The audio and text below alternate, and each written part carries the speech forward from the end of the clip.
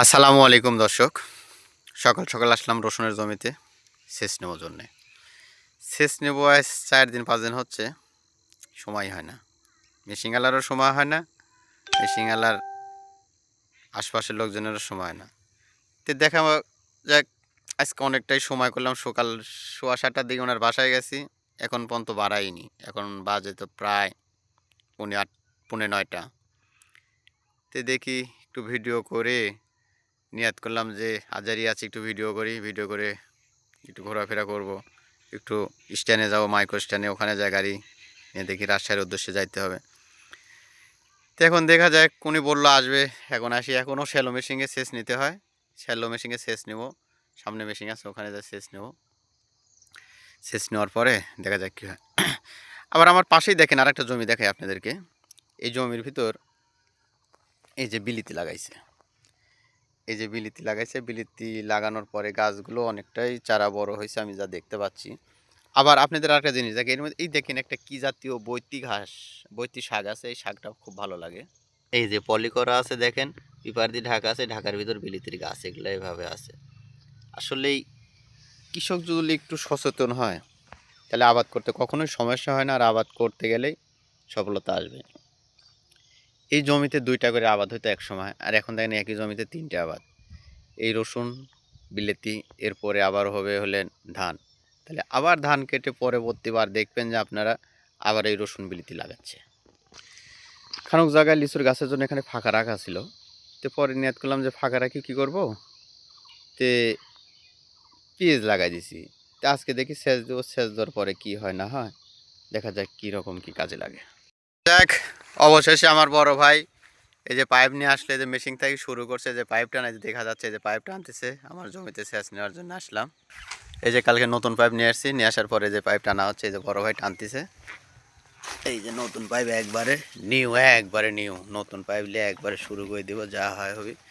আর দেখা যাক কত দূর যায় এই নতুন পাইপটুকু। এই যে আমার বড় ভাই দেখেন মেশিনে কাজ করতেছে, মুখটা লেপলো। এখন ভাই এই যে আমাকে বলতেছে তুই একটু টিউবওয়েলটা টারা, পানি দিবি। এই যে ভাই হলেন, এখন এই যে এই পানিটা টিউবওয়েলে দেওয়া হবে। এই দেখেন কত সুন্দর করে, সেই মেশিনে পানি দেওয়া হয় না যে কতদিন হলে। এখন তো মোটর আসে, সব মেশিনে সব কাজ কাম বন্ধই হয়ে গেছে। এই যে বড় ভাই পানি ঢালতেছে, এই যে আমরা এখন পানি ওঠাবো, দেখা যাক কতক্ষণে ওঠে। এই যে এখন আবার পাইপের মাথাটা নিয়ে আসলো।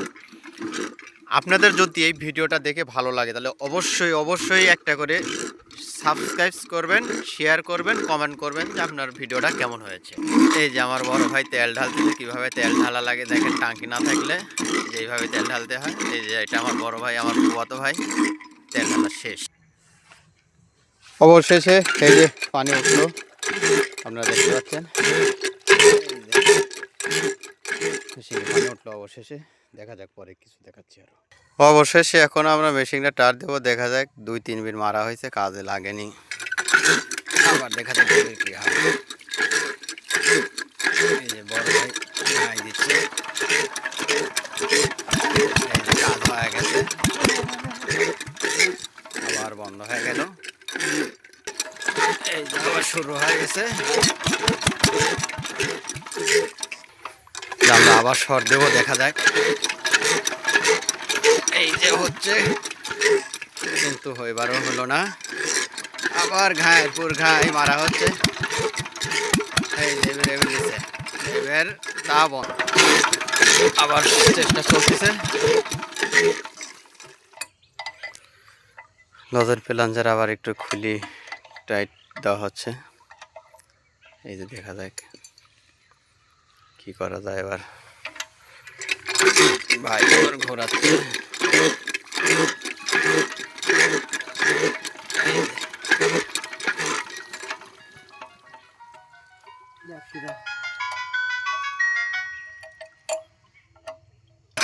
চাকরি হয় একটা চাকরি। এই যে চারদিকে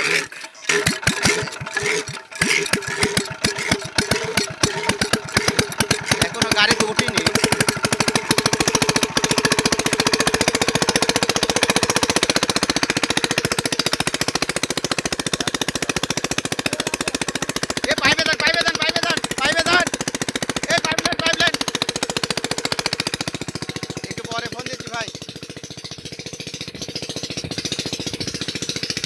এই যে দুই ভাই দৌড়াচ্ছি, দেখতে পাচ্ছেন সামনে আর একটা পাইপ জোড়া দেওয়া লাগবে।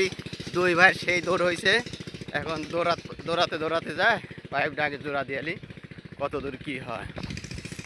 অবশেষে রসুনের জমিতে পানি পৌঁছলো, এই যে দেখতে পাচ্ছেন, এই যে পানিটা পৌঁছে গেল। আজ এখন পর্যন্ত আল্লাহর রহমতে আর মনে হয় ঝামেলা হবে না, আজ কম তেলেই আমার সেচটা লো হয়ে যাবে।